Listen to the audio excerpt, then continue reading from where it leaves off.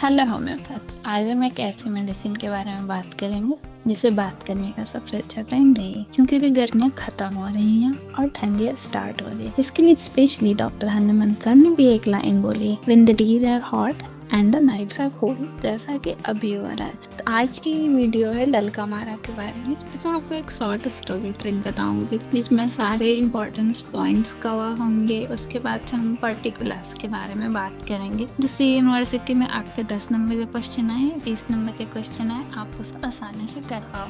तो इस वीडियो में लास्ट तक बने रहें। और स्टोरी ट्रिक जानने से पहले आपको कुछ बातें जानना बहुत जरूरी है। डलका मारा के पेशेंट को कोल्ड एक्सपोजर, रेनी सीजन और डैम जगह से बहुत ज़्यादा दिक्कत होना स्टार्ट हो जाती है। और दूसरा किसी प्रोफ्यूज सिक्रेशन होता है, प्रोफ्यूज में तो बहुत ज़्यादा, और इसे हमेशा कैटरल कंडीशन बनी रहती है। कैटरल कंडीशन मीन्स जो म्यूकस लाइनिंग होती है उसमें इन्फ्लेमेशन हो जाती है।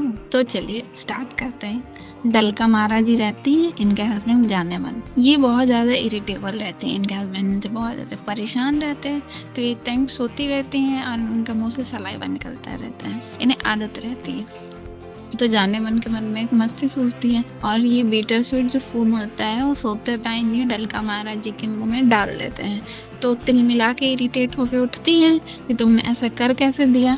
उसके बाद ना गर्मी देखती है ना ठंडी देखती है, नंगे पैरी वैसे ही घर से बाहर निकल जाती है। इससे हमें बहुत सारी चीज़ें पता चलती हैं। इसके प्रूवर हैं डॉक्टर हनुमंत, जो कि जाने मन रिप्रेजेंट कर रहे हैं। सोते हुए बीटर स्वीट डाला था, सोते हुए से फैमिली याद रखना है सोलेमेसी, और इसका कॉमन नेम है बीटर स्वीट। बीटर स्वीट को आप ऐसे भी याद कर सकते हो। डलका हमारा 2 वर्ड से मिल के बना हुआ है, डलको और अमारा। डलको मीन्स होता है स्वीट और अमारा मीन्स होता है बिटर। ये बहुत ज़्यादा इरिटेट हो जाती हैं। तो डलका मारा का टेम्परामेंट इरिटेबल टेम्परामेंट होता है और साइको जैसा बिहेव करने लगती हैं। इससे हमें पता चलता है मियागी, डलका मारा का मियागी साइकोटिक और शोरा होता है। ये सोती रहती हैं तो बहुत ज़्यादा इनका सलाइवा निकलता रहता है। तो डलका मारा के पेशेंट में प्रोफ्यूज सेक्रेशंस देखने को मिलते हैं। ये गर्मी देखती हैं ना ठंडी देखती हैं, घर से बाहर निकल जाती हैं। तो ये रिप्रेजेंट कर रहा है हमारा हीट एंड कोल्ड रिलेशनशिप। तो डलका मारा के पेशेंट ना तो हॉट होते हैं ना चिली होते हैं।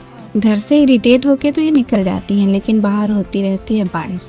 जैसे ये कोल्ड के एक्सपोजर में आती हैं बहुत सारी दिक्कतें होना इन्हें स्टार्ट हो जाती हैं। इनके नंगे पैर जैसे ही कोल्ड रेन वाटर में पड़ते हैं इनकी यूरिन एक्सक्रीट आउट हो जाती है। यूरिन में मिल्की वाइट कलर की होती है और इन्हें बहुत ज़्यादा नेचुरल डिस्चार्ज होने लगता है, वो भी कैटरल कंडीशन के साथ में। लेकिन ये बहुत ज़्यादा इरिटेट हो गई रहती हैं तो चले जाती हैं और एक जगह इनका पैर लटखड़ाता है और सामने ऐसे गिर जाती हैं। इनके घुटने में और अम्बिलिकल रीजन में चोट लग जाती है और बारिश की वजह से कीचड़ हुआ रहता है उनके फेस पे और हाथ में लग जाती है। अम्बिलिकल रीजन में चोट लगने की वजह से इनको अम्बिलिकल में शूटिंग पेन फील होता है और घुटने इनके सूज जाते हैं, लाल हो जाते हैं, वहाँ पे भी इन्हें दर्द होता है और फेस पे और चेहरे पे गंदा कीचड़ लग जाता है। इसकी वजह से इन्हें वॉट्स लाइक इरप्शंस होने लगते हैं। इससे हमें मेडिसिन के बारे में बहुत सारी चीज़ें पता चलती हैं कि जब डलका मारा का पेशेंट नंगे पैर कोल्ड एक्सपोजर में जाता है तो उसके यूरिन एक्सक्रीट आउट हो जाती है। जनरली ये चीज़ें बच्चों में देखी जाती है, लेकिन ये बड़ों में भी हो सकती है। कोल्ड एक्सपोजर में जाते ही ऐसे पेशेंट में बहुत ज़्यादा नेचुरल डिस्चार्ज होने लगता है, किस गिर जाती हैं तो उनको अम्बिलिकल रीजन में पेन होती है। तो इससे डलका मारा के पेशेंट में अम्बिलिकल रीजन में हमेशा शूटिंग पेन देखने को मिलता है बार बार। और डलका मारा के पेशेंट में जॉइंट्स पेन हो गए, जैसे घुटने में दर्द हो गया तो उसमें स्वेलिंग हो जाती है, रेडनेस हो जाती है और दर्द होता है।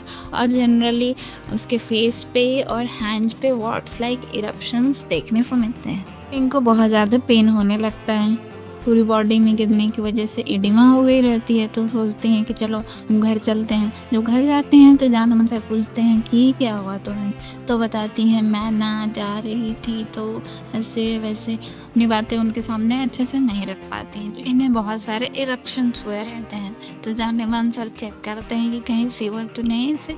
जब वो चेक करते हैं तो पता चलता है कि इन्हें फीवर नहीं है। तो वो पूछते हैं तुम्हें इतने सारे इरप्शंस क्यों हुए हैं, फीवर तो नहीं है तुम्हें? तो वो बताती हैं कि मुझे मेंसेस आने वाले हैं, मैंने मेंसेस से पहले जनरली रैशेज और इरप्शंस हो जाते हैं और वो इरप्शंस को बहुत ज़्यादा स्क्रैच करती रहती हैं। तो बोलते हैं कि मत करो।